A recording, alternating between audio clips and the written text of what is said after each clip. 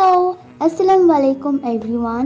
অ্যানিভার্সারিতে husband যে flower বুকেটা দিয়েছিল ওখানকার ফুলগুলো বেশ শুকিয়ে যাচ্ছিল, তাই ভাবলাম চলো ওটা দিয়ে কিছু স্কিন কেয়ার বানানো যায়। 4-5টা রোজ থেকে পেটালসগুলো ছিঁড়ে নিয়ে ভালো করে ধুয়ে একটা পটের মধ্যে দিতে হবে। মাঝখানে একটা বাটিকে উল্টো করে রেখে তার উপরে একটা বড় বাটি রাখতে হবে, আর একটা মাইক ঢাকনা বা কাচের ঢাকনা থাকলে সেটাকে উল্টো করে দিতে হবে। 15 থেকে 20 মিনিট পর দেখা যাবে ওপরের বাটিটায় রোজ ওয়াটার কালেক্ট হয়ে গেছে আর নিচে রোজ টিটাও হয়ে গেছে। আচ্ছা, রোজ পেটেলস থেকে রোজ টিটা আলাদা করে নিয়ে ওটাকে একটু জলের মধ্যে মিক্স করেছি আর একটু গ্লিসারিন ওর মধ্যে অ্যাড করেছি। তোমাদের যতটা বরফের ট্রেতে জায়গা হবে তোমরা ততটা জল ইউজ করো।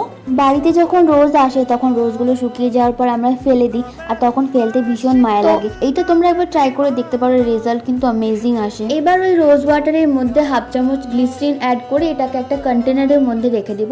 এটা প্রায় 4-5 মাস পর্যন্ত ভালোভাবে থাকবে, কোনো খারাপ হবে না। আচ্ছা, বাকি যেই রোজগুলো স্কুইজ করে রেখেছিলাম সেটা আমি জলের মধ্যে দিয়ে ওটা দিয়ে আমি স্নান করে নেব, কিছুই ওয়েস্ট করব না। রোজ টি দিয়ে যে আইস কিউবটা বানিয়েছিলাম ওটাকে এবার আমরা স্কিনে অ্যাপ্লাই করব। এমনিতেই আইস আমাদের স্কিনের জন্য ভীষণই ভালো, আর এই রোজ টি আইস কিউবটা তো মাশাআল্লাহ অনেক ভালো। এটা স্কিনে একটা ইনস্ট্যান্ট ব্রাইটনেস দেয় আর স্কিনটা অনেক গ্লো করে। ঈদ আসতে আর মাত্র কয়েকটা দিন বাকি, দেখতে দেখতে বেশ রামাদানের মাসটা পুরোটাই কেটে গেল।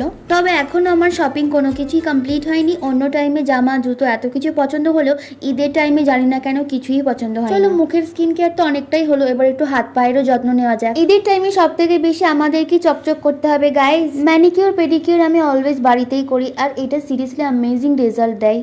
হালকা উষ্ণ গরম জল নিয়ে ওর মধ্যে বেকিং সোডা, লেবু, তোমার পছন্দের একটা বডি ওয়াশ আর একটু গ্লিসারিন দিয়ে পাটাকে ডুবিয়ে রাখতে হবে প্রায় আধ ঘন্টার জন্য।